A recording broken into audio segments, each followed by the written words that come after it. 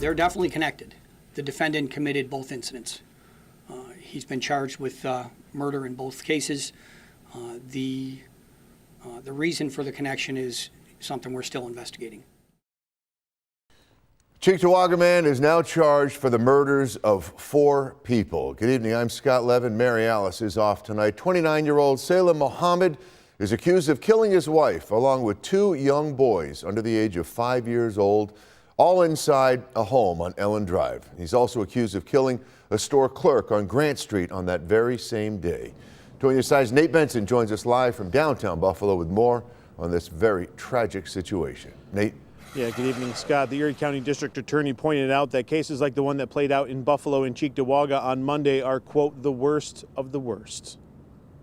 It's a scourge, and these crimes are horrific. Erie County District Attorney Michael Kane describing the quadruple homicide Monday, where 29-year-old Saleh Mohamed is accused of killing a man in Buffalo and his wife and 2 children in Cheektowaga. Domestic violence is the one crime that really, going back to 2020 during COVID, it was sort of COVID proof. This of course is, the worst of the worst. From a data standpoint, we can look during, go back to the pandemic times where we saw rates of domestic violence literally triple. Kelly Gast is the outreach manager for the Family Justice Center of Erie County. Just their numbers are staggering. Last year we took 6,000 calls on our Safe Line, and that turned into 1,500 active cases, and we're just a team of 15 women.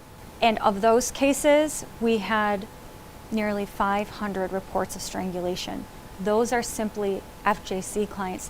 That's not countywide or statewide. Gast says that scenarios like the one that happened Monday and the domestic violence call last week where a Buffalo police officer was shot further highlight the ever-present issue of domestic violence. The cases that end in homicides are always going to get the most attention, but there's a lot of cases that our advocates are working on day in and day out that we're just, hoping and praying aren't going to turn into another homicide.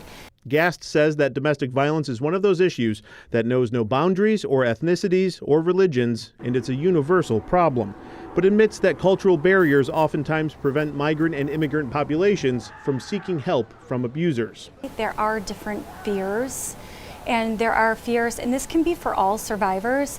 They're afraid for their community to know, for their friends or loved ones to find out. They're afraid of those repercussions. If they do seek help, what's going to happen to them. As for improving support for domestic abuse victims, Gast says that coordinated community response is vital for making resources available.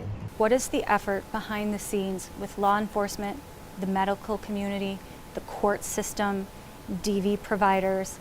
Does everybody have the same training? Is the response the same? Those are really important things to consider because the response is different in every community. And so that's where we see these gaps and system failures. And those are the things that keep us up at night. Now, as for the suspect, Saleh Mohamed, he's expected back in court sometime on Friday. On your side, Nate Benson, Channel 2 News.